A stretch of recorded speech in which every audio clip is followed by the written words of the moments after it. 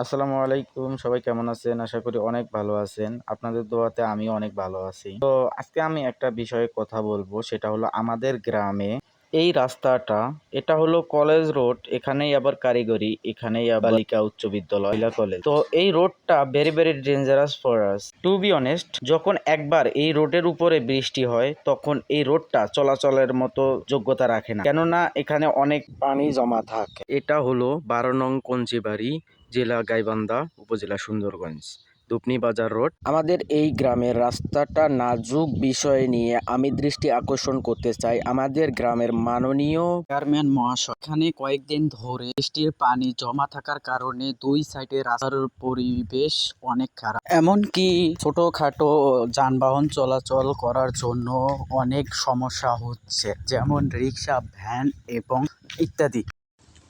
মানুষ ধান গাড়ি দিছে এনো। এটা রাস্তা বয়কট করলে মনে হয় ভালো হতো, আমরা ওই দিক দিয়ে ঘুরে যেতাম।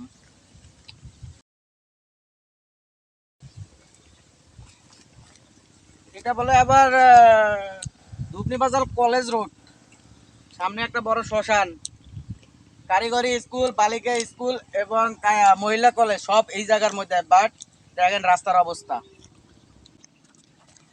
রাত হলে মানুষ ভয়তে এদিক আসে না, কখন জানি পরে কোমরের মাজা টাজা ভাঙ্গিয়া গেল।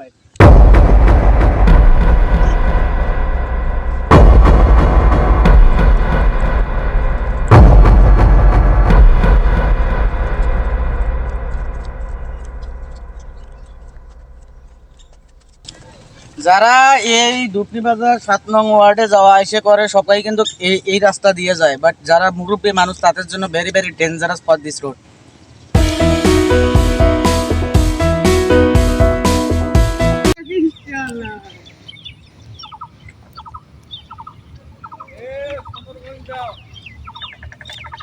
সুন্দরগঞ্জের সেই রাস্তা ইলেকশনের সময় মেম্বার চেয়ারম্যান আসিয়া কয় কি যে রাস্তাঘাটের উন্নয়ন, জনসাধারণের উন্নয়ন, হ্যাঁ, কিন্তু বাড়ির থেকে বাড়ে যে রাস্তার অবস্থা মাশাআল্লাহ ধান গাড়া যায়।